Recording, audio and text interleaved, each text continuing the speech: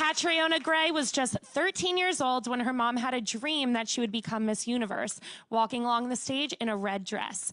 And on December 16th, just days before her 25th birthday, the woman previously known as Miss Philippines did just that.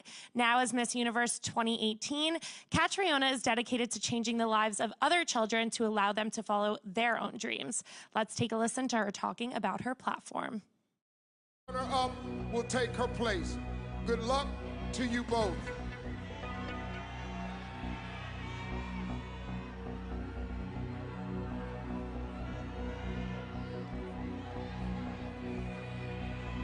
The new Miss Universe is Philippines.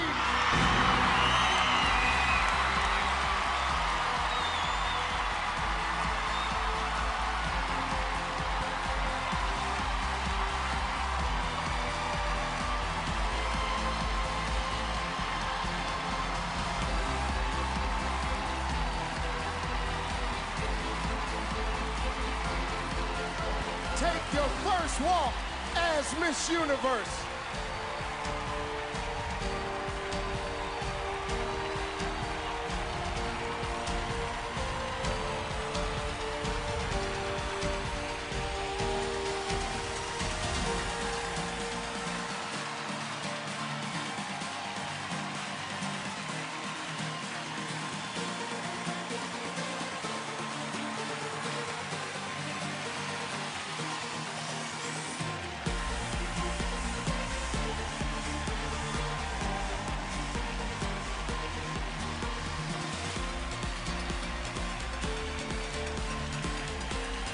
Thank you all for joining us tonight.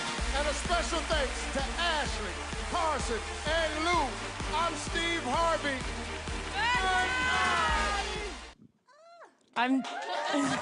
That's crazy. I'm sitting here like beaming watching that. I obviously was not the person who became Miss Universe 2018. And the one thing that I have to ask, I'm sure you hardly remember it, but I know Demi, who was the previous Miss Universe, was the one that crowned you, and I noticed that she whispered something in your ear. And every time I've watched this, I want to know what she said. Well, actually, she was like, it's a little bit loose, so be careful it doesn't fall off. It was as practical as that. Hi, everyone. I'm so happy to be here. My name is Catriona, and I've been looking forward to this interview all week. Oh, I'm very excited. Yeah. Well, we have the crown right here, and I'm super excited about that, too, because it is beautiful, and I might just have to steal it. But I like that it was something as practical as that, because I thought it was going to be something, like, super inspiring, whatever, and that would have just gone through one ear and out the other at that point. So any advice I'm sure you could have gotten at that point was welcomed. Well, I think at that point, I was just, you know, I don't know if you guys have ever known this, or like when you get into that situation and your adrenaline's pumping and everything's just happening at 1,000,000 miles an hour, and I couldn't absorb anything. That whole night after the crown was placed on my head just felt like I was in a dream state. It didn't feel real yet, which, you know, I know a lot of girls say this, but it's true. And how do you even process something that would happen in a matter of seconds to be announced as Miss Universe? It really just takes so long to sink in. And I mean, it's not your first time being crowned and getting an incredible title. So even when you became Miss Philippines, how does that compare to now becoming Miss Universe? It's so different because competing for Miss Philippines, I really just feel like I'm a candidate. I'm not representing my country just yet. So when I do get the honor of knowing that I'll wear a Philippine sash, I really wanted to embody in every aspect. So even as a Miss Philippines, in my wardrobe, I wanted to showcase the Filipino textiles, our fabrics, our silhouettes, and our symbolism. And I researched about our culture and our history. And, you know, there was so much more weight to it. It wasn't just, I'm candidate number this. I'm a Miss Philippines, and this sash is not just lettering, it's a country. So there was that weight, yeah. Definitely. And even hearing you talk about that, I can't even imagine then getting whisked away to New York, of all places. So you were in Thailand representing the Philippines, and then you get taken to America. And it's just, it's so much, and I'm sure you kind of just lose track of who you are, what you're even doing in those moments. Now that you're settled here, is it crazy to think that you're representing the Philippines, but now you're living in the US? No, definitely. There is that whole realization of, oh, wait, I'm not just speaking mainly to Filipinos anymore. I'm speaking to a global audience. And with that comes an amazing platform, but also I really have to learn as I go along, like, wow, what an amazing and huge responsibility I've been given. So I'm really just learning every step of the way. Actually, after I was crowned in Thailand, in Bangkok, I was able to go back home to the Philippines. So I hid all Christmas. Because we haven't done any media. We're going back for my homecoming, but so I was a hermit for Christmas and New Year, but, you know, everyone was just so excited. Everyone's spirits were so high. And, you know, just to think that I was able to bring that kind of joy to people that I've never met, to see the reaction videos and everything was just, it really overwhelms me. And it really just makes me feel like, wow, I was able to bring joy to people. What an amazing thing. And you talking about that universal platform, I think you're kind of the perfect person for this role. You grew up in Australia, your dad is Scottish, and your mom is Filipino, and then you moved to the Philippines. You also went to school in the US? Yes, I studied by correspondence. Okay. Yeah. So you kind of have done it, seen it all, I feel like. So how are you going to take those experiences and living in these two very different countries and experiencing different cultures into your role as Miss Universe? I really feel that growing up in a cohesion of cultures really made me have an open mind to how different cultures can be, the different traditions that they carry, how that makes them affect how they treat different people, how they go about their lives, the values that are ingrained to them. So I grew up with that, with the best of both worlds, I really feel like. And I had the pleasure of traveling a lot in my life. So I think it really helped me just have an open mind to be more understanding. And I think that's one of the beauties of a competition like Miss Universe, where you get women from all over the world coming together, and we get to share about not only like our favorite places in our country or to find out where we want to go, but also like how is it that we go about our daily lives? What are our values that were taught to us by our families? What was ingrained to us by our societies or our communities? And it opens up the most interesting conversations, and I think that's a great thing. Yeah. Yeah, I even saw just doing some research and seeing what people were saying on Twitter. There were a ton of people from Australia that were like, wait, she's ours, which I thought was really funny. And also, like, was it weird at all to be competing against Miss Australia? No, because I really feel like a Miss Philippines. I feel like a Filipina, like a Filipino woman. It just so happens that when I was growing up, I was very much an Australian. And I think you can be both. I mean, because I did grow up with those two sides of the world, if you would. And I just thought it was funny that there was almost a war. Like, no, she's ours. She's practically a Miss Australia, but I am a Miss Philippines. But I can't blame them from being excited, from, you know, really feeling the high spirits of the season too. So I'll let them have that. Well, you've also competed. You were Little Miss Philippines. I was like, yeah, so you've rocked this title for a while. Can you tell us a little bit about those younger experiences? I think it's so funny because everyone always says, like, this can't be your first pageant. And I try to tell them I'm really not a pageant girl. I never dreamed of being a beauty queen, which is true, but it's hard to justify when it's like, well, when you were 5, you were in Little Miss Philippines, right? Blame my mom for that. My mom and my dad are just the proudest parents, and I'm very blessed to have such supportive parents. And yeah, I was 5 years old. I did Little Miss Philippines. I don't remember much, but I know that in the talent competition, I danced and lip-synced to Stop Right Now by the Spice Girls. That's amazing. I had a matching silver outfit, and I was just, I was feeling myself. I love that. And you are lip singing, but you actually sing. Yeah. So you went to school for music. Can you tell us a little bit about that? I have a master's certificate in music theory from Berkeley, and music is just something that's really been throughout my whole life.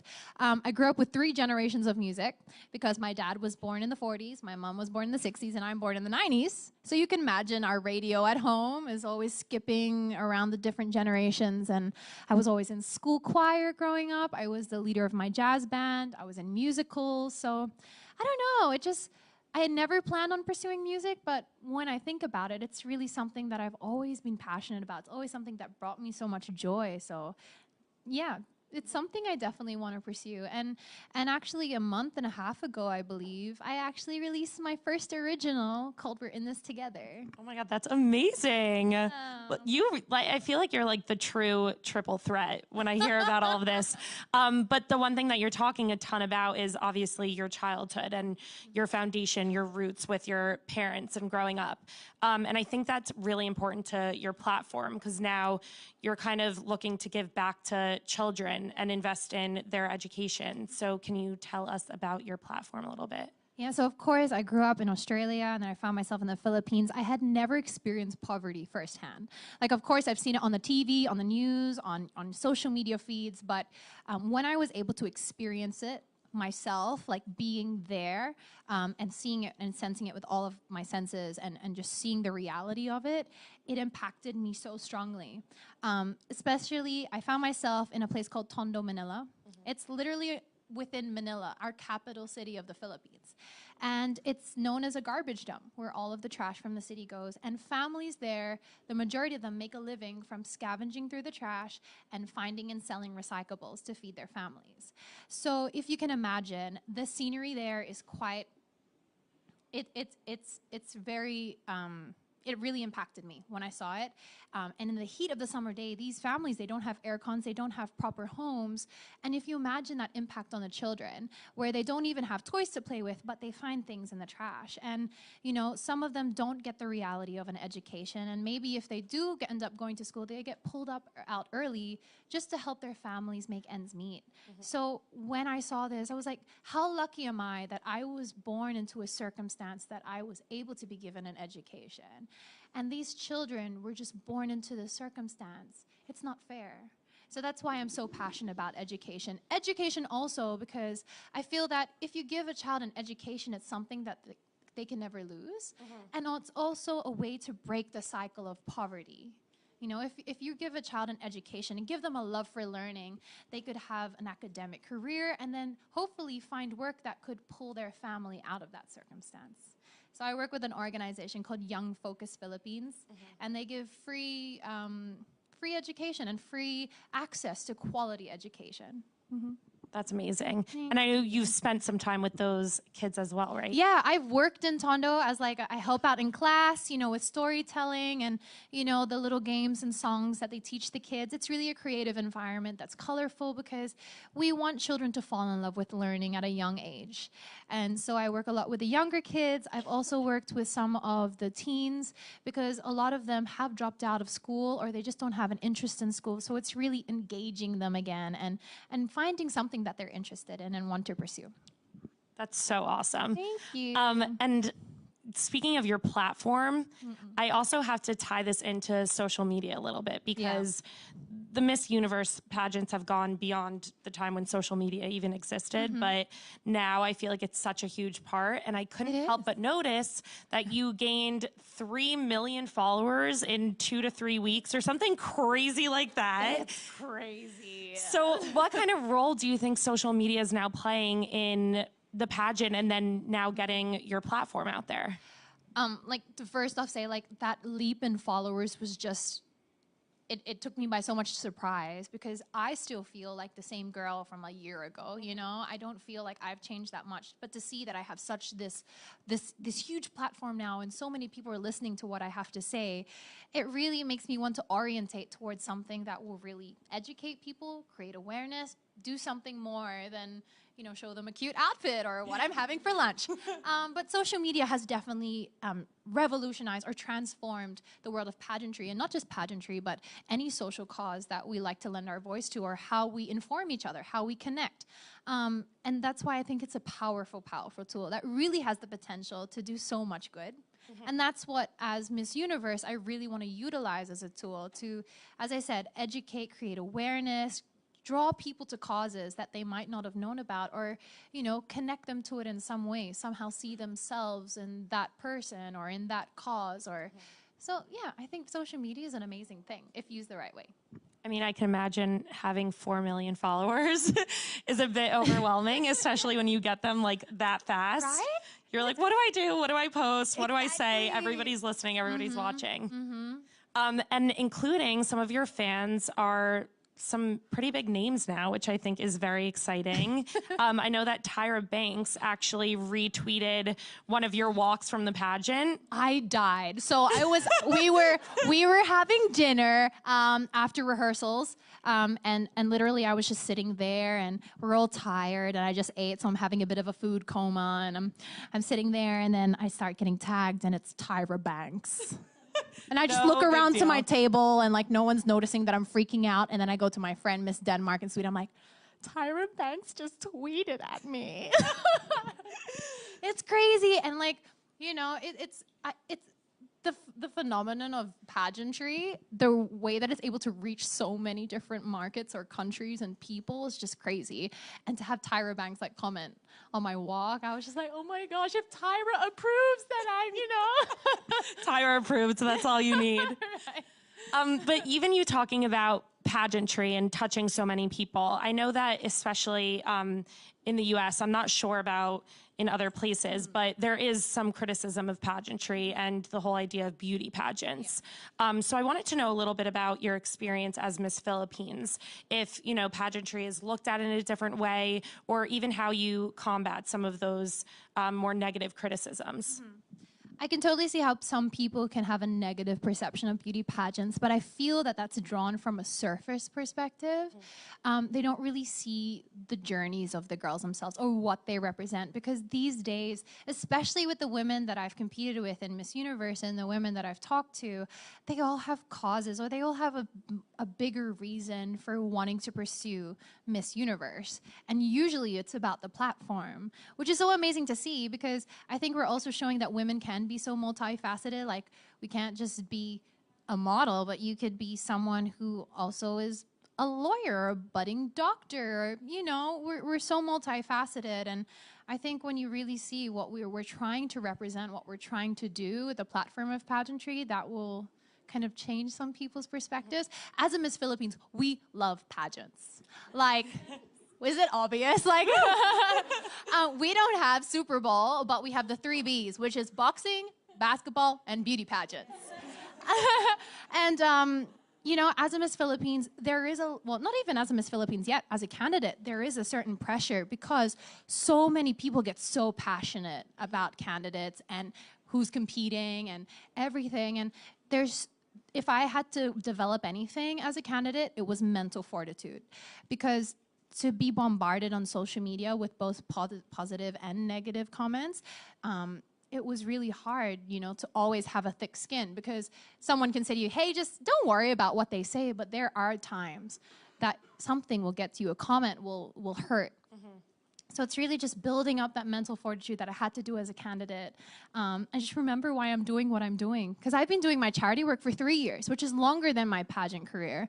And that was just something that always anchored me in what I'm doing, made it worthwhile. Like, why am I pursuing this platform? This is the reason why. I love those 3 Bs. Right? Now when you think of Philippines, it's like the 3 Bs. The 3 Bs. It's so funny, because when I was watching, I felt like the entire audience was rooting for you. And even when you won, it was like Philippines everywhere. So I can't imagine coming together with all these other contestants, like how that works, and how, you know, you have a little bit of a different motivation than some of these other people. And I can imagine you were looking out in the crowd and seeing so many people from your country. Yeah, like I was thinking backstage, maybe I want to go out and do a little bit of a fierce moment here or whatever. But then I would see the Filipino flags and just the fans and their faces like just lit up, and I would break out into a smile. Like, every time I stepped out onto that stage that night, every time I saw a supporter, heard the word Philippines or saw a flag, like the joy that would come over me that I was able to be there and give my country such pride. It just, like, I look back at it as one of the fondest aspects of my journey, which is the support, not even just from Filipinos, but from supporters all around the world. The way that they carry the candidates through and the way that they support them is just, you would never think that they would, but for example, I've had experience where supporters would be like, I know you're staying at this hotel if you need anything, if you want late night snacks, if you want, you know, a repair on a dress, tell us. And these are people that I don't know, but that they're willing to do that for you just shows their level of love and dedication just to support you. And I think that's really something special. That's also the perks of 4 million followers. Because now you can, living in New York, you could just say, hey, I want some Shake Shack, and you'll have it delivered to you. That's what Uber Eats is for. Also, did that kind of support just on that stage in particular give you some sort of comfort that maybe made the pageant a little easier, less nerve-wracking? It definitely, makes my spirits high all throughout. Just to hear, you know, every time I step out, I can hear the support, and that alone just makes me feel like we have a phrase that laban, which means fighting. So I just wanted to give my best, just to make those people proud, you know, that they came all the way out there. Look how they're supporting me. They deserve the best performance that I can give. Amazing. And then since we're in New York, I just have to ask, you've settled in, how long have you been here? 5 days. Okay. Yeah, I'm Settled, fresh. I guess. Yeah. What are you most looking forward to about living in New York? There's so many things to do. Yeah. So many places to eat. There's so many things to see. I'm a little bit overwhelmed because there's just so much that I want to do. There's so many places I want to go, Broadway plays I want to see. I want to try and watch some live music. I want to eat everywhere. So yeah, I think really you can find everything in New York, and the people that you meet are from all different corners of the world, all different walks of life, and I think that gives it such an amazing energy. So I love it so far, besides the weather, besides the cold. And winter, you're into that too? I mean, trying to look nice while being warm is like an impossible balance to achieve. Can I just say, there are people who are amazing. I walked out the other day and saw someone in like ballet flats and a dress, and I was, what is their superpower? Yeah. Can they let me in on a trick or something? And the best thing is everything inside is just like the opposite. Right? So you're freezing outside and then toasty, like toasted. Yeah. Yeah. Yeah. You'll get used to it eventually, hopefully. So. Yeah. So now we're going to head over to some audience questions. I think we have one from Twitter. Cool. Oh. Okay, so somebody says, could you tell us the insecurities you overcame after winning the crown, or any insecurities you still have today? Good luck on your media. I have insecurities just like anyone else. I think people have a perception that once you're successful, once you achieve a certain thing, that your life will be perfect, you'll never have a complaint, you'll never have a down day. That is not the case. I have bad days, or days where I feel overwhelmed, or like, am I doing the right thing? Is this the right decision? Or I just feel not put together today. I'm having a bad hair day. You know, just silly things like that. And especially as a public figure, there are so many people who have these expectations of me to always look a certain way. Like I have experience, and I'm sure going forward in this year I'll experience is people always expect beauty queens to be done up 24/7. Like we wake up with our hair and makeup on fleek, which is no, not at all. So it's just things like that, dealing with people's expectations and just, you know, accepting myself for who I am. Sometimes I'll have a breakout. Sometimes I'll feel really lost and overwhelmed or emotional. You know, it happens, and I have insecurities just like everyone else. And it's just a constant pep talk I need to give myself every day. Is like, you know what, you might not be feeling good today, but you know, there's so many things to be grateful for. You know, just go out and have the best day that you can. Hope that tomorrow you'll be in a better mood. You know, just things like that. Yeah, that's awesome. And then we have 3 in the audience. Hi, guys. Mabuhay. Mabuhay! Congratulations, and thank you for making us overseas Filipinos very proud of you. Thank you, Pa. My question is, aside from charity with the children, do you want to lend your platform to animal welfare or the environment in general? Yeah, definitely. You know, as a Miss Universe, I'm not constrained to how many causes I can lend my voice to. And it's something that I really want to achieve this year is really just make as much of an impact, positive impact, that I possibly can. Whether it be through the many causes or just quality, making a qualitative difference to a few causes. Whatever makes the most difference or whatever opportunity I have, I want to take it. So definitely another cause that I'm very passionate about is being an advocate for HIV and AIDS. And you know, it's just as something I'm passionate about is breaking down the stigma so that people can feel that they can just get tested without having that fear. So yeah, definitely. In my reign, I hope that I can really push as many causes as I can. See, the woman does it all. I told you guys. I try. Hi, Catriona. Hello. Congratulations again on your title. Thank you. So I wanted to ask you, what was the best advice you had gotten from previous Miss Philippines title holders? This piece of advice was from Rachel Peters, who is my predecessor. She just told me, take every day as it comes. Because she told me that you can get overwhelmed because it is such a high pressure environment. You know how much expectation is on you, but just take it day by day, which, you know, it's a very simple advice, but I really did apply it throughout the pageant. I would take every day as it comes. Because if you start out on day one and you're like, oh my gosh, they're watching everything that we do, or you overthink and you overprocess and then you start to kind of coil up in stress.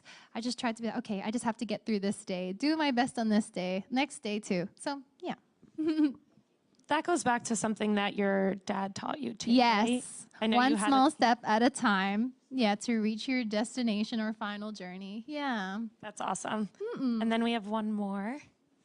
Hi. Hi.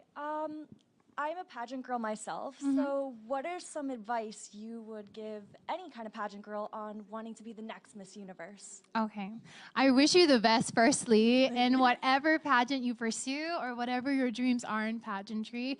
Something that I really stay true to is what my values are and my uniqueness, if that makes sense. So for an example, I'm a very creative person, so I interjected that into every part of my journey.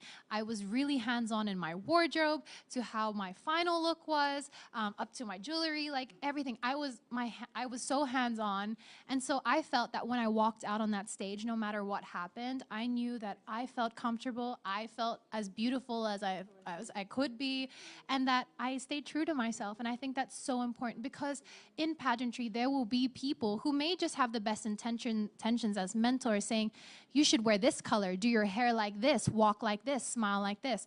But you need to have the final say. You need to feel comfortable, you need to feel like you, and that will shine through.